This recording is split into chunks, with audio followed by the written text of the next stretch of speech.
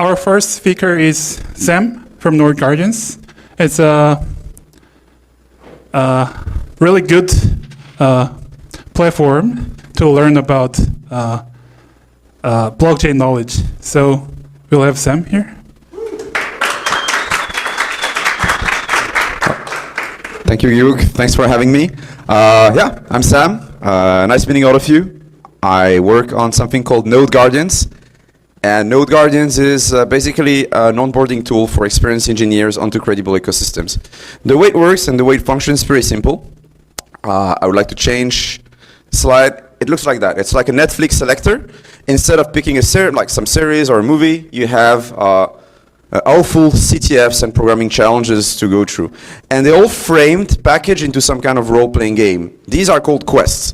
You take a challenge, you log in with your GitHub and your Web3 wallet, and you have to solve them. So you set up your environment and you have to hack this. You have to steal the money in the contract. You have to implement an elliptic curve. You have to rebuild the brainfuck VM.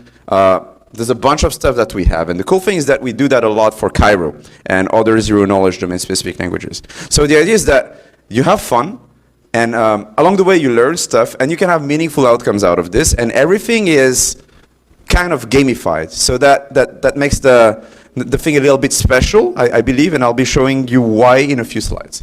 So that's the interface. There's no IDE because the platform is more geared towards intermediate to senior developers, but if we have beginners here, I invite you to give it a shot, because who knows?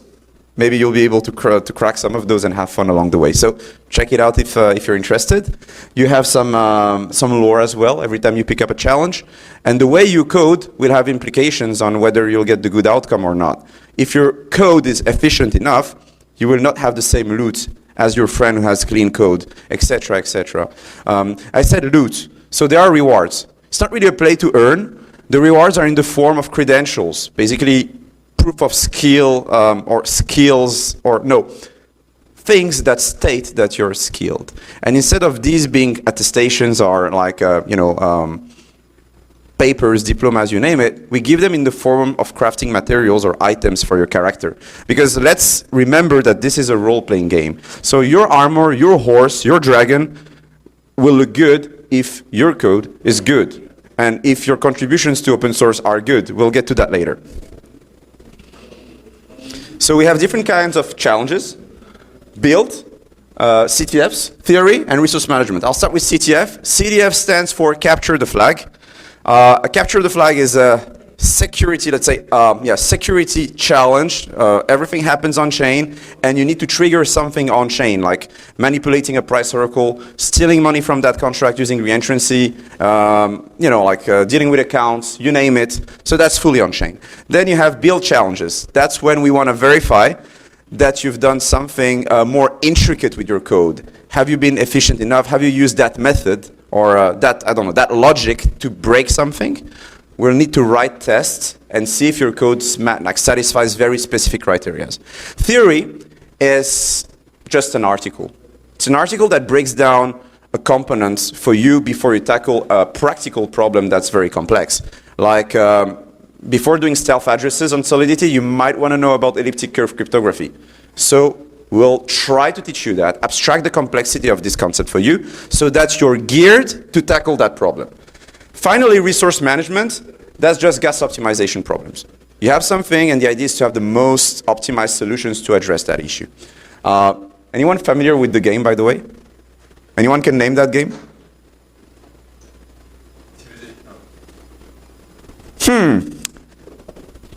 Too bad. No, that's Age of Empires 2. It's probably not popular in Korea. It should be StarCraft. I should have done the examples differently. That's my bad. Okay. So that's how the interface looks like. That's the character. And all of these things are basically item slots. In order to develop them, you need to break challenges, learn stuff. That's the skill tree. So pretty much like a game, as you clear challenges, you get skill points that are needed in order to craft the best skill credentials. And there is like a whole ranking LO logic, like in any role-playing game or like MOBA, like Dota or League of Legends or StarCraft. You have a ranking system, and the more proactive you are in a given season or in a given stack, the higher you are in the ranking. It reflects. And if you have good ranks, you get perks.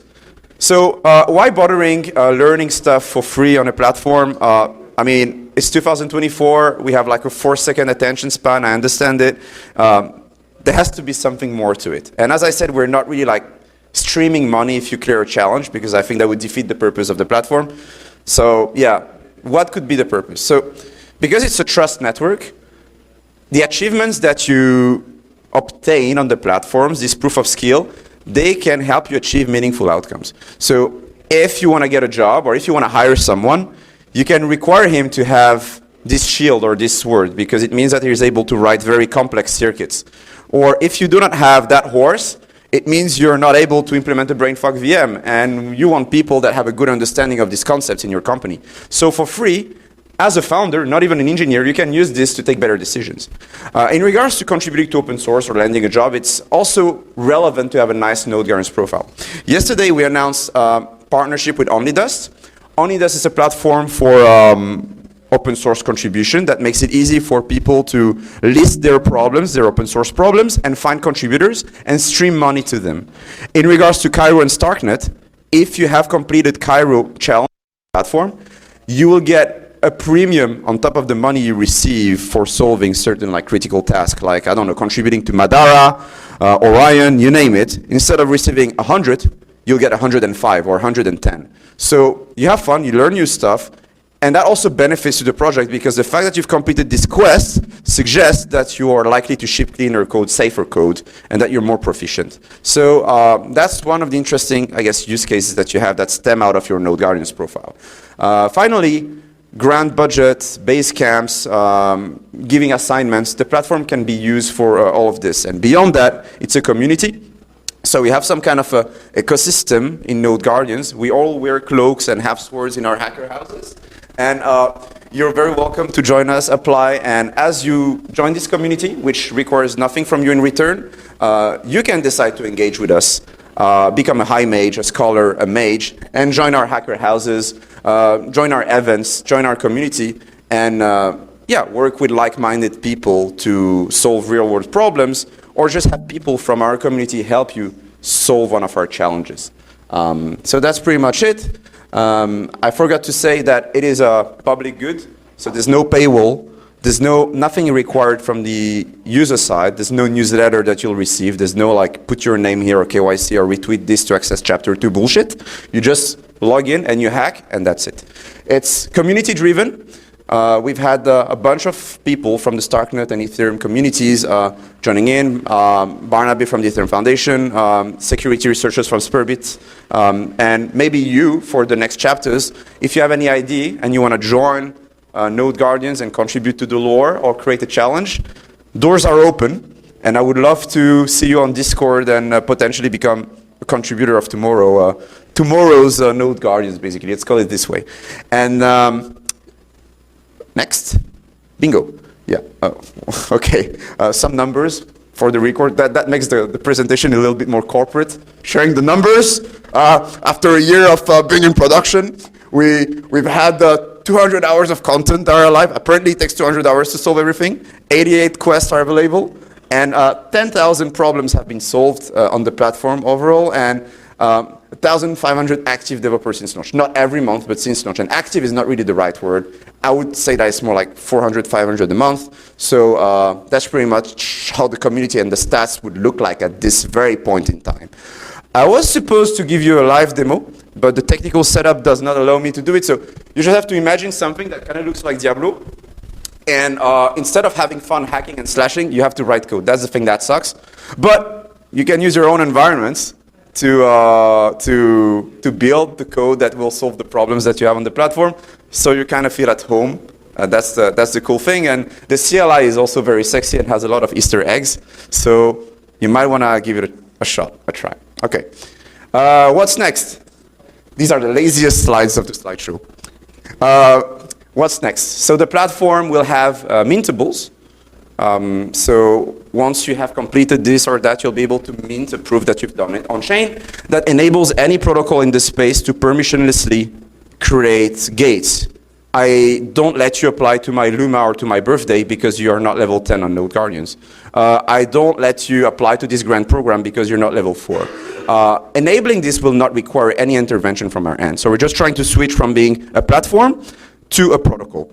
We'll implement more expressive leaderboards, which will make the competition, I guess, hotter on the platform, and make the whole thing look more like a game. So having a more intricate gas optimization gaming mode, you name it, broaden the scope of what we cover to more stacks, like systems, languages like Rust, and yeah, making it more interactive as a whole, and keeping it pure, not changing anything fundamentally, but that's the idea. And yeah, that's it. Here's the QR code if you want to learn more about the platform. If you're struggling with any challenges or you want to contribute, we're on Discord and we'll be more than happy to welcome you there. And yeah, the Twitter, the website. If you have any question, I'll be more than happy to answer them. Thank you very much.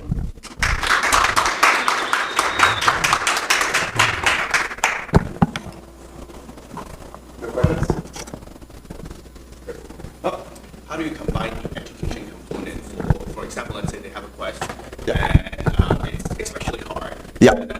So do you refer them to your community, your Discord of developers to ask for help, or is there certain gateway you can access these type of education material? Because you get stuck sometimes and then how do you push through this type of harder quests? Oh, so when you're stuck on a quest on Node Guardians, so you'll find some hyperlinks to join our Discord, and either someone from our community will answer your question, or any of our engineers is customer support, and we'll be giving you hints so that you can tackle the problem, but never the full solution. But in an ideal world, I would love to see post-mortems and people explaining how they solve the challenge publicly. That's also something we'd like to see. So you can find all the stuff that you need on the Discord, and on yeah, not exactly on Telegram, but there's something coming up down that road. And I forgot to say that what's next is an SDK, or the idea is to have some kind of open system that enables anyone to reuse our verification engine and pipeline